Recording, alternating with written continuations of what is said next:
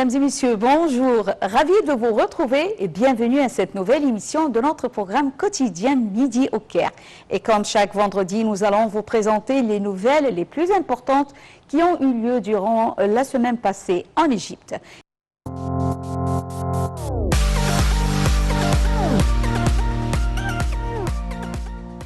Et commençons l'édition d'aujourd'hui du vendredi 23 août 2019 avec le président Abdel Fattah el-Sisi qui honore 10 scientifiques à l'occasion de la fête des sciences. Le président Abdel Fattah el-Sisi a assisté à la célébration de la fête des sciences, a déclaré le porte-parole de la présidence de la République, Bassam Razi. Monsieur el-Sisi a honoré un nombre de scientifiques et de professeurs d'université, lauréats des prix de l'État, lors de la célébration de la fête de la science organisée au Centre international des conférences d'El Manara au Nouveau-Caire. Parmi les lauréats du prix du Nil dans le domaine des sciences technologiques pour l'année 2017 figure le professeur de l'université de Mansoura, Dr Mohamed Abdelkader, Ali Abdou Sobh et le professeur titulaire à la faculté de médecine de l'université de l'Azhar, Dr Gamal Eddin Ibrahim Mohamed Abou Sourour, pour l'année 2018.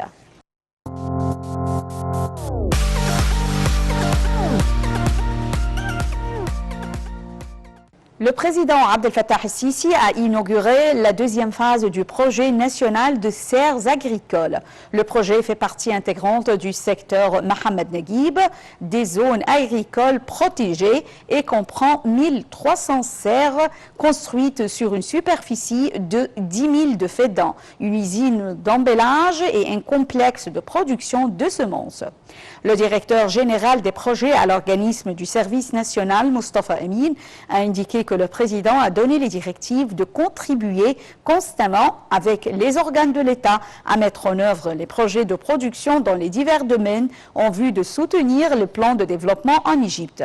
L'organisme de la Société nationale pour les agricultures protégées a commencé à mettre en place le projet national de construction de 10 000 serres agricoles sur une superficie de 10 000 fédans.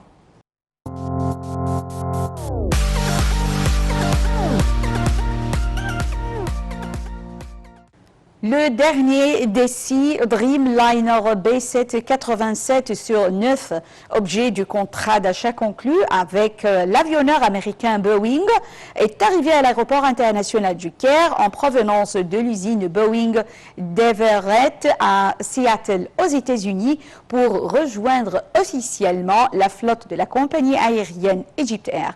Selon un communiqué d'Egypt Air, le Dreamliner B787 sur 9 transportait à son bord une délégation d'Egypt Air qui s'était rendue à Washington pour prendre livraison de l'aéronef et pour achever les tests pertinents.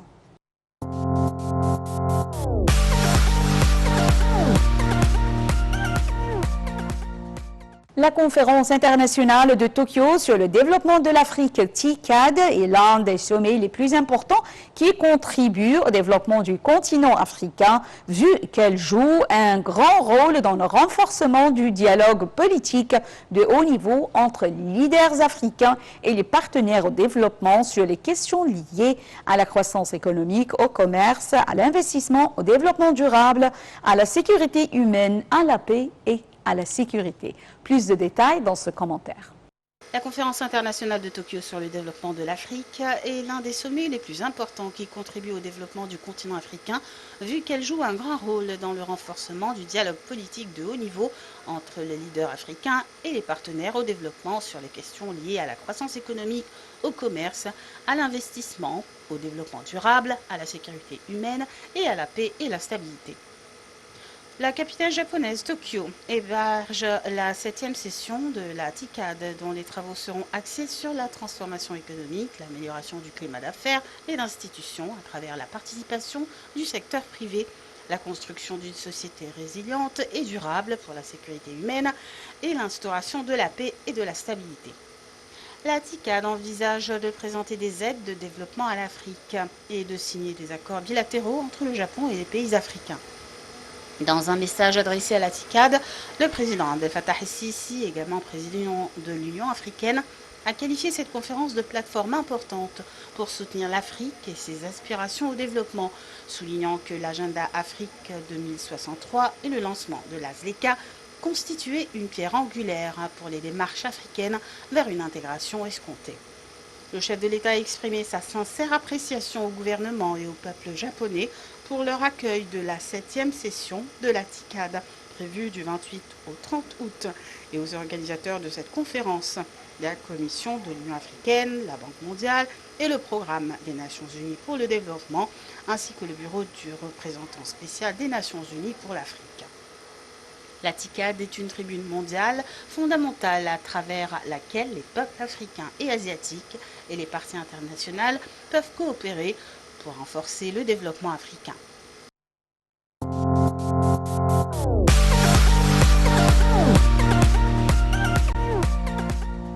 El-Sisi enjoint de lancer le portail gouvernemental de la carte d'investissement industriel unifié. Le président Abdel Fattah el-Sisi a donné ses directives de lancer le portail gouvernemental de la carte unifiée d'investissement industriel durant le mois de septembre en vue d'assurer le développement du secteur de l'industrie étant un des piliers de l'économie nationale. Plus de détails dans ce commentaire.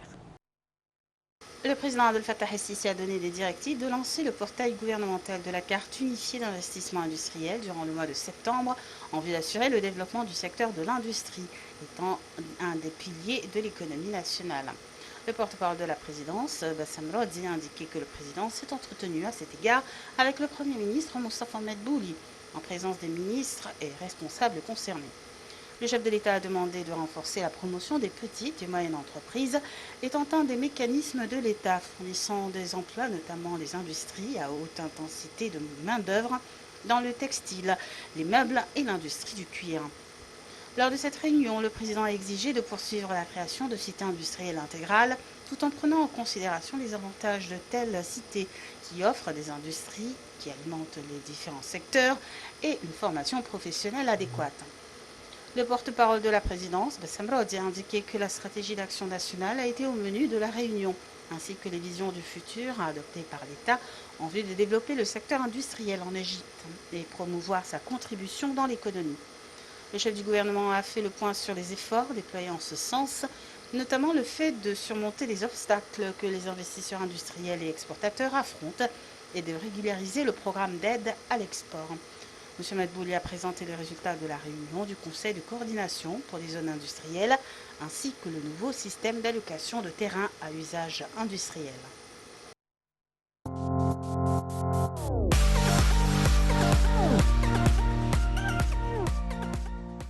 Le Premier ministre Moustapha Medbouli a passé en revue un rapport publié par l'Institut de Harvard pour le développement international dans lequel il a estimé que l'économie égyptienne devrait connaître une croissance moyenne de 6,8% par an d'ici jusqu'à l'an 2027 pour devenir l'une des économies les plus dynamiques au niveau mondial.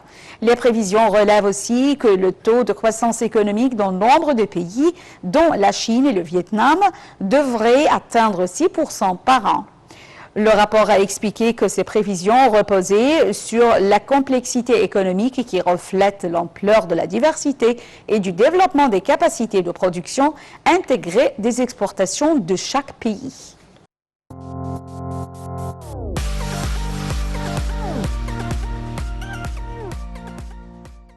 Le ministre du Pétrole et de la Richesse minière, Tariq El-Molla, a indiqué qu'il existait un plan visant à convertir 50 000 voitures au gaz naturel GMV, soulignant qu'un plan avait été mis en place pour inciter les citoyens à convertir leurs voitures au gaz naturel.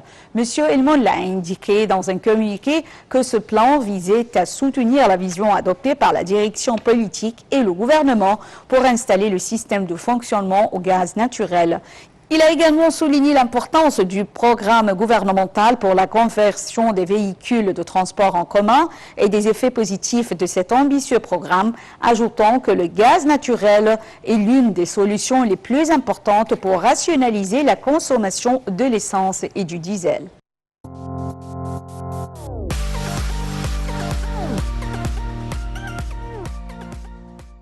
Les exportations égyptiennes non pétrolières ont atteint 13 000,37 milliards de dollars au cours du premier semestre de 2019.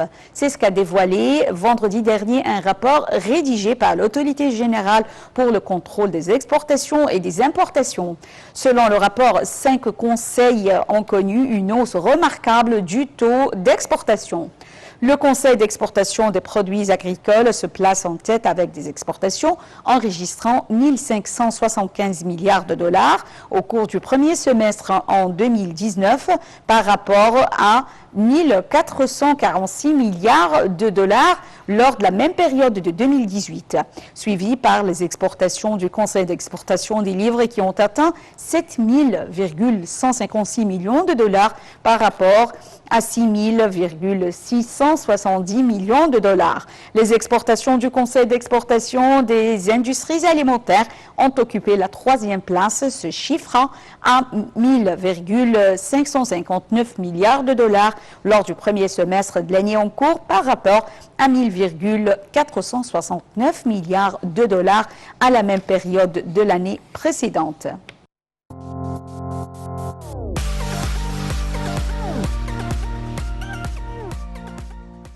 Le ministre du secteur des Affaires publiques, Hichem Taufi, a annoncé la coordination avec la 2e plus grande société de voitures électriques pour organiser une visite d'une délégation égyptienne au siège de la société en Chine. L'objectif de la visite sera de signer un mémorandum d'entente pour l'installation d'une usine de voitures électriques en Égypte en partenariat avec l'entreprise de voitures Al-Nasr. Le Premier ministre Mostafa Medbouli a tenu une réunion dimanche dernier avec le ministre Hichem Taufi pour discuter d'un certain nombre de dossiers concernant les secteurs de l'agriculture et de l'industrie.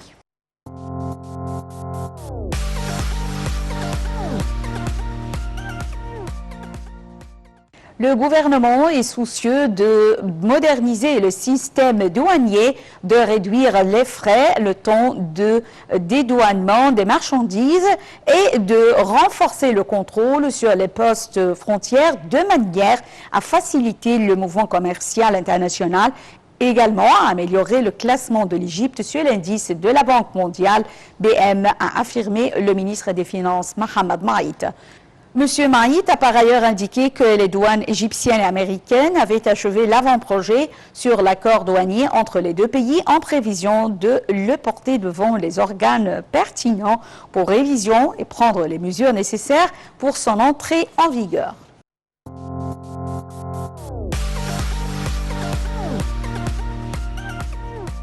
Mesdames et messieurs, changeons un peu du sujet avec la technologie et les sciences.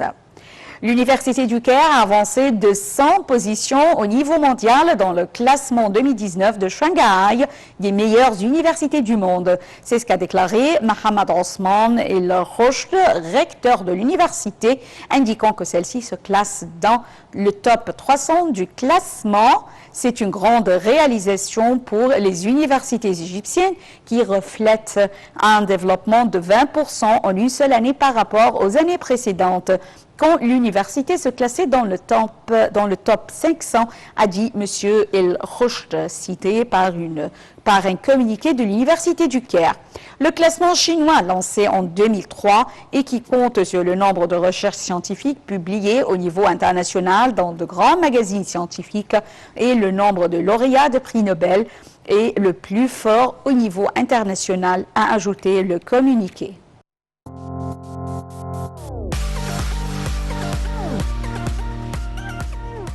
Le ministère des Technologies de l'Information et de la Communication a affirmé que l'Égypte connaissait dans la période actuelle une transition inédite vers la société digitale, soulignant que cette transition n'est pas seulement la responsabilité du ministère, mais aussi une responsabilité conjointe de la part du gouvernement, des organisations de la société civile et du secteur privé.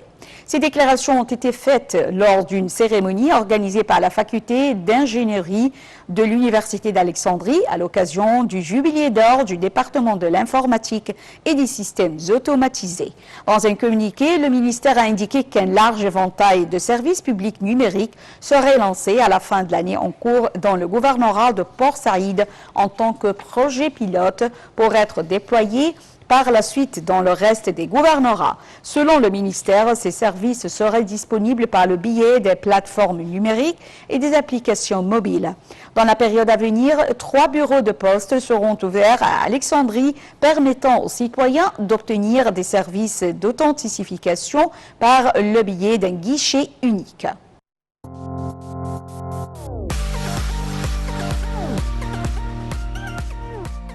Passons à la culture et au tourisme. Le Premier ministre Moustapha Madbouli a souligné que le gouvernement plaçait sur l'agenda de ses priorités le développement du musée égyptien de Tahrir et de la zone entourant le musée de la civilisation, le lac Ain el-Sira et la zone El Fustat, dans le cadre des directives données par le président Abdel Fattah el-Sisi. M. Madbouli a tenu ses propos lors d'une réunion avec les ministres des Antiquités, Khaled El-Anani, du tourisme, Rania Al-Mashat, et de l'habitat, des services et des agglomérations urbaines, Hassim El-Ghazar, ainsi que le gouverneur du Caire, Khaled Abdel Al, et des responsables et des organes concernés. Lors de l'entrevue, M. El-Anani a révélé les efforts déployés par le ministère de concert avec le gouvernorat du Caire pour mettre en œuvre les travaux de modernisation du musée égyptien et pour élaborer une conception sur le transfert des momies royales du musée égyptien de Tahrir vers le musée national de la civilisation égyptienne.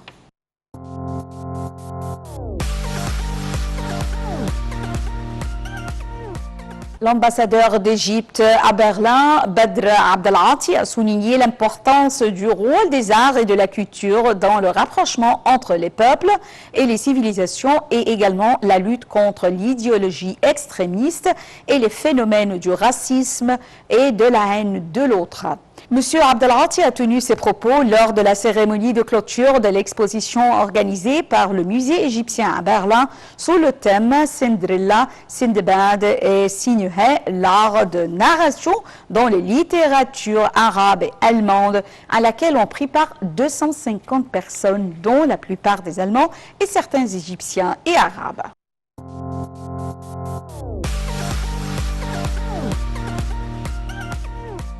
Et maintenant, mesdames et messieurs, passons au volet sportif et commençons avec cette nouvelle. La sélection égyptienne de handball junior a remporté le championnat du monde qui s'est déroulé en Macédoine. En finale, les Égyptiens ont battu la sélection allemande sur le score de 32-28. À mi-temps, l'Égypte menait déjà au score par 19-13. L'Égypte a réussi d'être champion du monde handball sous 19 ans pour la première fois de son histoire.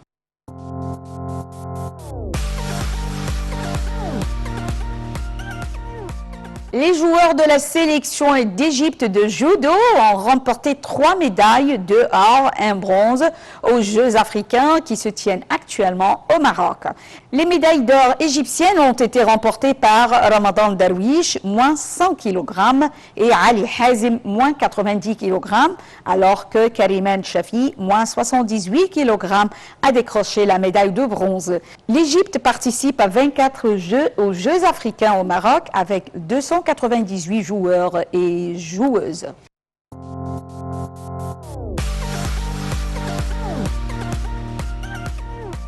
Mesdames et messieurs, avec cette nouvelle sportive, nous arrivons à la fin de cette émission de notre programme quotidien Midi au Caire.